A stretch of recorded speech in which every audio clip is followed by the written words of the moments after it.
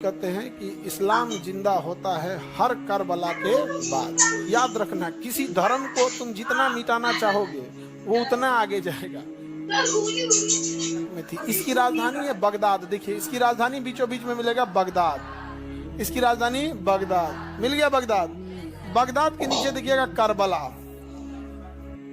मिल गया करबला, लिखा करबला का मैदान, लिखा है करबला। बगदाद के नीचे करबला नहीं मिला, नहीं मिला करबला।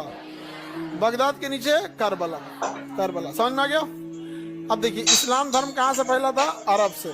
इस्लाम धर्म कहाँ से फैला था? अरब से।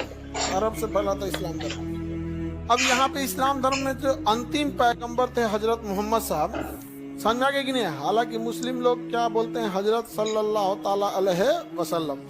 तो उन लोग रेस्पेक्ट है। अब हमको चूंकि ये जीएस पढ़ाना है, इसलिए हमको थोड़ा सा, हजरत मोहम्मद साहब जब थे तो उनके जाने के बाद इस्लाम धर्म जो आया था वो खलीफा के हाथ में आया। किसके हाथ में आया? खलीफा के हाथ में आया। अब आप लोग हजरत उमर फारूक हों या हजरत अली हों, ऐसे खलीफा लोग आए। कौन आए? खलीफा।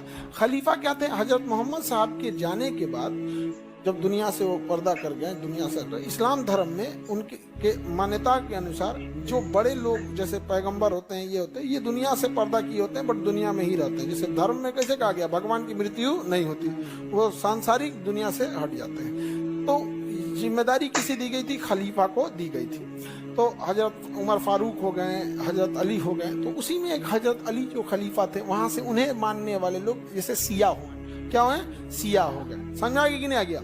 तो ये अब हम सिया सुन्नी वाले में नहीं जाते हैं। ऐसे खलीफा का पद चलते आ रहा था। तब तक इराक का राजा यजीद, सीरिया का राजा यजीद, सीरिया का राजा यजीद कहता है कि खलीफा हम रहेंगे, खलीफा हम रहेंगे। ले, बवाल हो गया।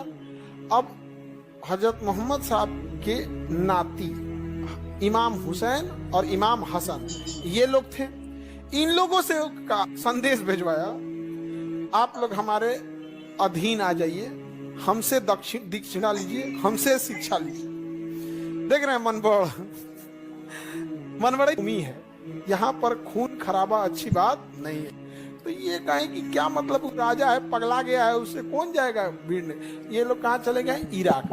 तो ये इधर से कहाँ गए? इराक। तो ये अपनी सेना को मोड़ लिया कहाँ पर? इराक की ओर। अब कहाँ पे आमना सामना हो गया? करबला में। कहाँ पे आमना सामना हो गया? करबला में। अब जब करबला में आमना सामना हुआ तो शर्त रख दिया गया कि भाई आप हमारी अधीनता स्वीकार कीजिए, हमें अपना गुरु यानी आप हमारे शागिर्द बन जाइए, तो अधीनता हम स्वीकार करेंगे।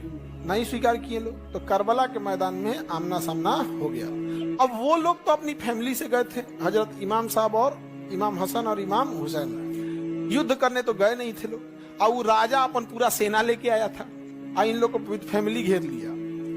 अब पानी ये बंद कर दिया, कहा कि पानी नहीं देना है। एगो तो इराक रेगिस्तान है, एक दूगो तालाब, वहां पानी नहीं दिया, पानी ये बंद कर दिया, पानी बंद कर दिया। और बहुत जुल्म किए, बहुत जुल्म, पानी बंद कर दिए। और बाकी इस्लाम धर्म में कहानी है, इमाम कासिम जो है, उनकी शादी हुई थी, अगले दिन मार दिया सब। तो वहां पर उनकी माँ खोज रही थी वहां पर, तो मार दिया सब। हजरत इमाम साहब के छोटा बच्चे थे, एकदम 15 दिन आई थिंक, यहाँ पे गोद में एकदम पानी लेने के लिए। वो कहें कि हमसे लड़ाई है, हमसे लड़ो, ये छोटा बच्चा क्या किया होगा? तो राजा ने कहा कि काम करो, पानी ले लेने दो। तो पानी लेने गए तो तीर मार दिया सब, छोटा बच्चे के मुंह में लगा तीर, और फिर हजरत इमाम साहब के हाथ में घुस गया तीर। तो अपने बेटा से तीर निकाले और अपने हाथ से, मतलब बड़ा करबला की कहानी में पूरे परिवार को इतना सता के मारा है ना, इतना सता के मारा है। दफना दिया गया तो घोड़ा चलवा दिया था। जब लाश दफनाई गई ना, तो उस पर यजीद क्या किया था? घोड़ा चला दिया था कि तुमको इतना अत्याचार करेंगे, इतना अत्याचार करेंगे कि तुम हमारी अधीनता स्वीकार करोगे। और हजरत इमाम साहब का कहना था कि हम कभियो स्वीकार नहीं करें। अब पानी उन्हीं सब बंद कर दिया। जब लास्टली हो गया कि भैया अब हद हो गई, तब युद्ध के टाइम आया वहां पर। तो युद्ध के मैदान में हजरत इमाम साहब गए लड़ाई लड़ने के लिए, और तब वहां पर यजीद से लड़ाई हुई, पूरी उसकी सेना थी। उसके बाद यजीद जो था, नमाज का टाइम हुआ, सजदे में सर गया। सर क्या कर दिया था? कलम कर दिया यहाँ पर। लेकिन उन्होंने कभी भी अधीनता स्वीकार नहीं की। तो मुसलमानों में एक कहावत भी कहते हैं कि इस्लाम जिंदा होता है हर करबला के बाद। मतलब करबला भी कर दिए तो भी खत्म नहीं हो पाए। तो याद रखना, किसी धर्म को तुम जितना मिटाना चाहोगे वो उतना आगे जाएगा। ये औरंगजेब नहीं पढ़ा था, भारत में आया ना तो छत्रपति साहू जी महाराज को, संभाजी महाराज को, अभी मूवी बनी है, कम अत्याचार